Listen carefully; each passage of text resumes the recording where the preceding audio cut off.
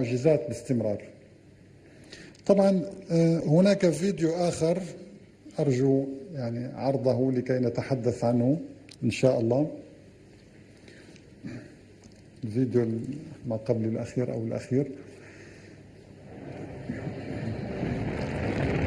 هنا الأمواج العميقة التي أود أن أحدثكم عنها قبل قليل.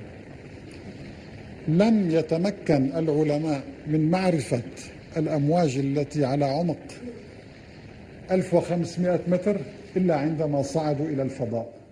لم يروها من أعماق البحار، لا يمكن رؤيتها إلا من الفضاء. عندما صعدوا بالأقمار الاصطناعية وقاموا بتصوير البحار وجدوا أن هناك دائما أنصاف دوائر ترسم على سطح البحر تمتد لآلاف كيلومترات كما نرى هنا. هذه كلها صورة للبحر طبعا.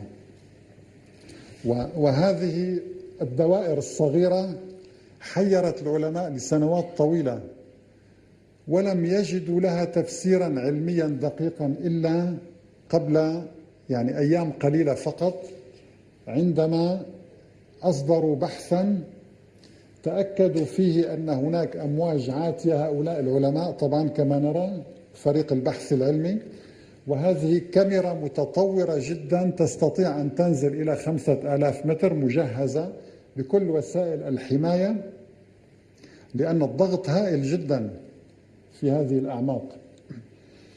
وأرسلوا طبعا أجهزة مراقبة وأجهزة قياس، وأنفقوا ملايين الدولارات على فكرة بهدف اكتشاف هذه الأمواج العميقة التي قام الجهاز برصد حركتها العنيفة جدا. 500 متر ارتفاع الموجة.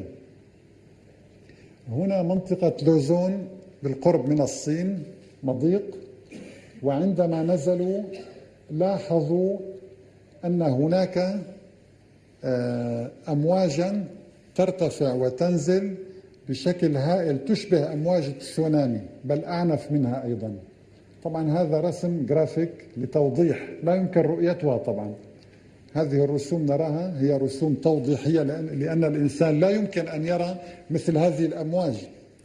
تصوروا الملحد الذي يعيش تحت هذه الأمواج كما قال تعالى: أو كظلمات في بحر لجي يغشاه موج من فوقه موج من فوقه سحاب، ظلمات بعضها فوق بعض إذا أخرج يده لم يكد يراها ومن لم يجعل الله له نورا فما له من نور. سبحان الله.